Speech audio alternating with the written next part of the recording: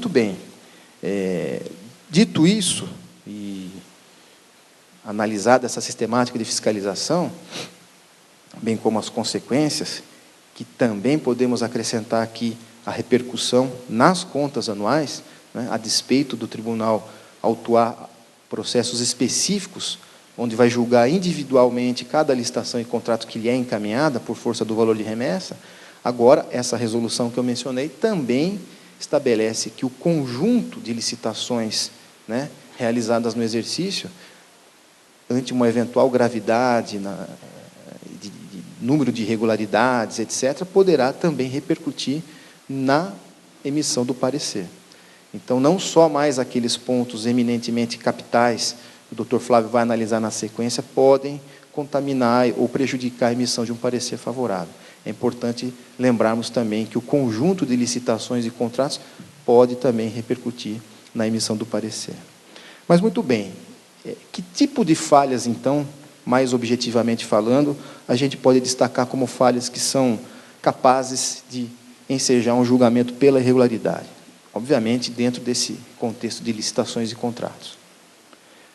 Vejam, pessoal, efetivamente, quando falamos em licitações e contratos, as palavras-chave que vêm à mente devem ser razoabilidade, né, bom senso, por parte daqueles que elaboram editais e labutam nessa atividade.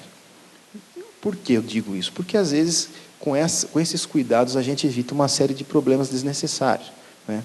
O que a gente tem visto aí, muitas vezes, falta de clareza no texto, né, uma criatividade exacerbada, às vezes no anseio de proteger a administração, né, de evitar a contratação de uma empresa que eventualmente pode não cumprir com aquilo que ela com aquilo que ela se comprometeu. Às vezes a administração acaba inserindo no edital uma série de exigências que não encontram amparo na norma legal.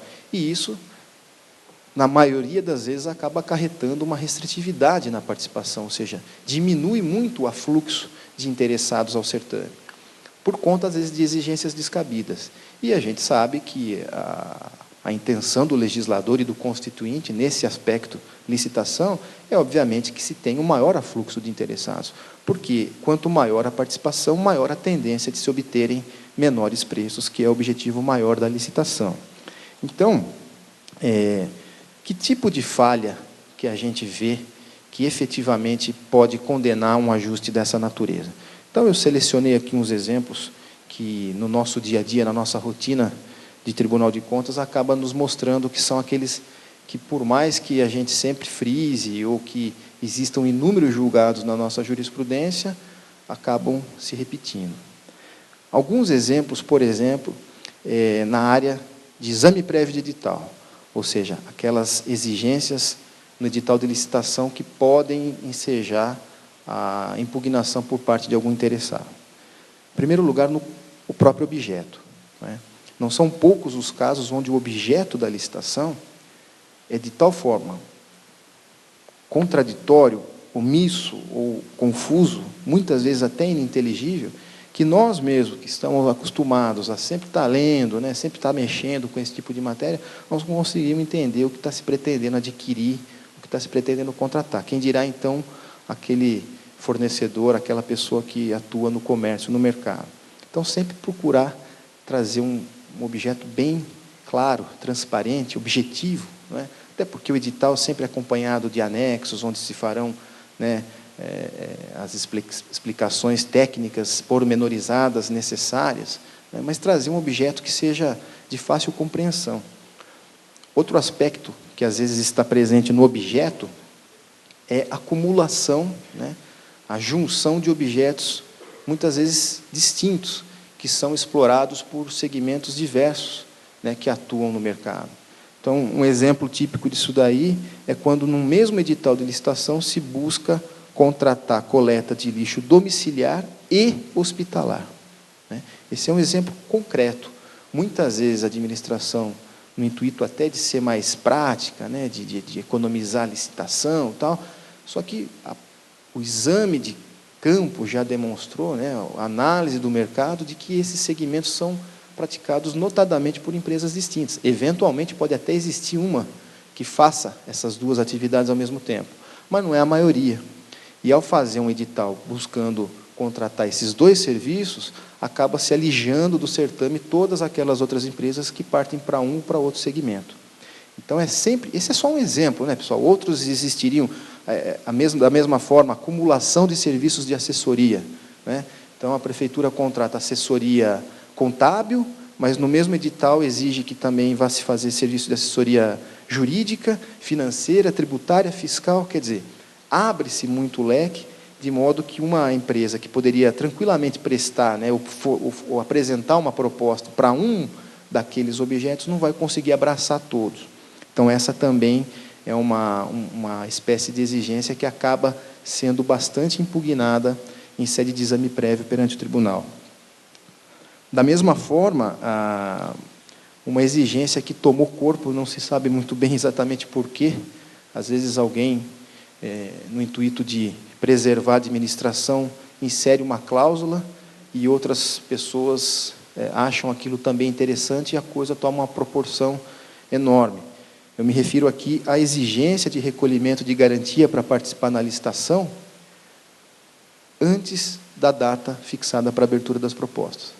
Ou seja, até provavelmente no intuito de facilitar a vida da comissão licitadora, né, que no momento da abertura dos envelopes tem uma série de atividades de encargos, alguns editais dizem o seguinte: olha, a apresentação da garantia de participação nessa licitação vai ter que se fazer mediante recolhimento em até 2 ou 3 dias antes da data fixada para a abertura.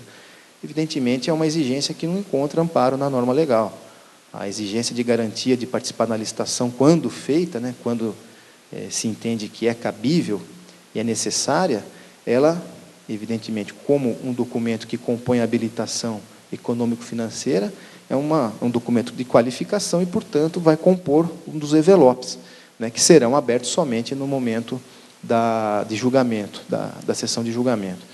Então, essa também é uma prática que acaba sendo rechaçada com bastante frequência pelo tribunal. Outra, vedação de produtos de origem estrangeira, né? Nós sabemos que a lei de licitações não permite isso. Ela permite, sim, recém-alterada, né, uma recém-alteração, a concessão de margem de preferência para o produto nacional, mas que é uma atividade completamente distinta, né, de simplesmente vedar ou proibir a apresentação de produtos estrangeiros. Então, esta é uma prática muito comum da aquisição de pneus de carros. Inclusive, o tribunal tem uma deliberação sobre o assunto, dizendo que não é legítimo simplesmente vedar a participação de produtos de origem estrangeira. E, finalmente, em sede de exame prévio de edital ainda, a exigência de marca específica também tem tomado corpo. A cada dia nós vemos mais editais sendo impugnados junto ao tribunal, porque exigem, quando pretendem adquirir um determinado produto, que ele seja da marca X. Isso é muito comum, mais um exemplo de caso concreto, quando se vai pretender adquirir cartuchos para impressoras, né? É muito comum a administração exigir que a marca do cartucho seja a mesma da impressora que ele possui na sua administração. E nós sabemos que esse cuidado é legítimo, é feito de boa fé, esse tipo de exigência, mas a legislação não permite. A única hipótese, e a jurisprudência do tribunal já é tranquila nesse sentido, é quando a impressora ainda se encontra no prazo de validade. Então, é uma condição da garantia, né, prazo de garantia. Se não se usar o cartucho da marca original, ela perde a garantia. Então, se comprovadamente a administração demonstrar que aquele produto que vai ser alimentado pelo cartucho ainda se encontra no prazo de garantia, é razoável que se faça a exigência da mesma marca. Nos demais casos, qualquer cartucho que seja compatível pode ser, desde que preencha requisitos mínimos, né, de qualidade, requisitos, especificações técnicas, pode ser adquirido. E aqui também vou trazer, só para a gente fechar e ilustrar, alguns exemplos de falhas, não mais no exame prévio do edital, mas já no caso concreto, já após assinado o contrato. Então, uma delas, que foi muito comum, inclusive, no âmbito da administração pública estadual, é a desclassificação de propostas na hora da licitação, e isso foi verificado somente depois de assinado o contrato, né, daquelas propostas que possuíam o valor global de menor preço, mas que, analisado o valor unitário, apresentavam valores que a administração entendia inexequíveis. Então, houve casos onde a empresa que acabou sendo contratada foi a quinta, sexta, sétima ou oitava melhor colocada na licitação, onde as primeiras foram sendo eliminadas porque alegou-se que o preço individual de determinados itens era inexequível. Vejam, a partir do momento que se opta pelo critério de julgamento de menor preço global, evidentemente, nós devemos deixar de lado outras avaliações. Então, o que se estava fazendo era eleger no edital de licitação menor preço global, mas, na prática, utilizar o menor preço por item, menor preço unitário. Então, o tribunal também repudiou essa prática. A partir do momento que se opta pelo menor preço global, é ele que deve prevalecer para fim de julgamento. Também, uma campeã de bilheteria aqui, de irregularidade, julgamento pela irregularidade no âmbito do tribunal, é a ausência de pesquisa de preço, né? Já firmado o contrato, a despesa já realizada, um dos encargos que o administrador tem é demonstrar que aquele preço que ele contratou é compatível com o praticado no mercado. É uma decorrência da previsão expressa do artigo 26, inciso 3º, e do 43, também, inciso 4º da Lei de Licitações, que dizem que a administração tem que comprovar que os preços que ela está pagando são compatíveis por aqueles praticados no mercado.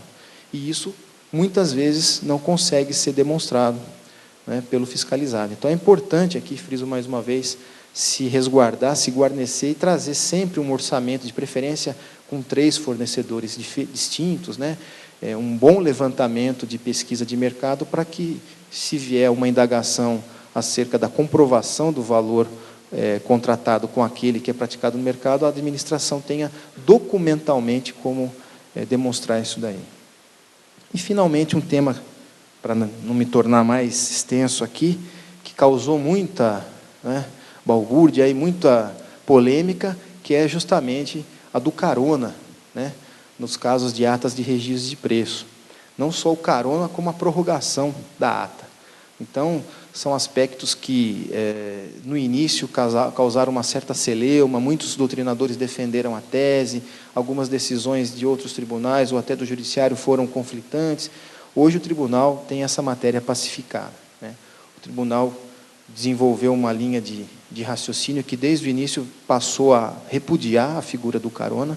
Para quem não sabe, o carona é aquela sistemática onde um órgão promove uma licitação, né, objetivando uma ata de registro de preço, e um outro órgão que não participou daquele certame, ele se aproveita daqueles preços que foram registrados e se permite adquirir produtos daquele fornecedor por aquele valor.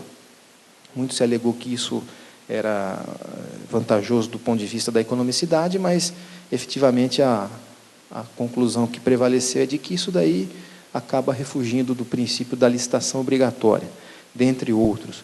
Então, o tribunal não admitiu e não admite essa sistemática, da mesma forma que não admite a prorrogação da ata de registro de preço para além de 1 ano, até porque há previsão expressa na Lei 8666 de 93 a esse aspecto.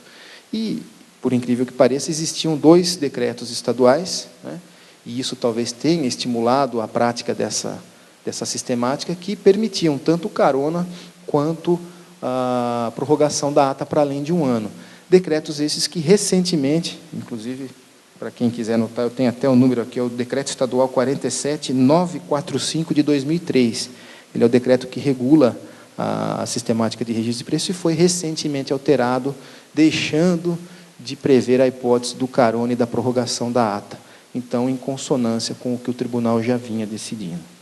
Portanto, pessoal, esses são alguns aspectos, dentre inúmeros outros, que podem ser verificados na nossa jurisprudência, que, aliás, está disponível e acessível de maneira bastante fácil, através do acesso ao nosso site, que é www.tce.sp.gov.br, e ali um universo de matérias que podem ser pesquisadas, inclusive com alguns critérios de busca e por palavras-chave, por tema, etc., o que me parece que é uma ferramenta indispensável na condução dessa matéria.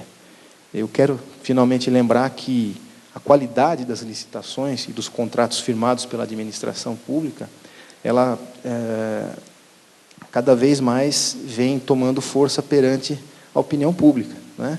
E que pode conduzir, né, a gestão ao patamar, ao status de gestão exemplo, etc., como, ao mesmo tempo, taxá-la de gestão ineficiente. Então, esse é mais um motivo que eu acho que vale a pena que dediquemos uma atenção especial no tocante a essa matéria, e eu tenho a forte convicção de que, guardando a observância necessária a essas diretrizes que o Tribunal acaba traçando em razão das suas decisões, a chance de acertar vai ser muito maior. Eu desejo muito boa sorte a todos nessa nova empreitada, para alguns nova, para alguns continuação, e colocando-nos do Tribunal sempre à disposição para orientação e para o que mais for necessário. Muito obrigado pela atenção, boa sorte a todos.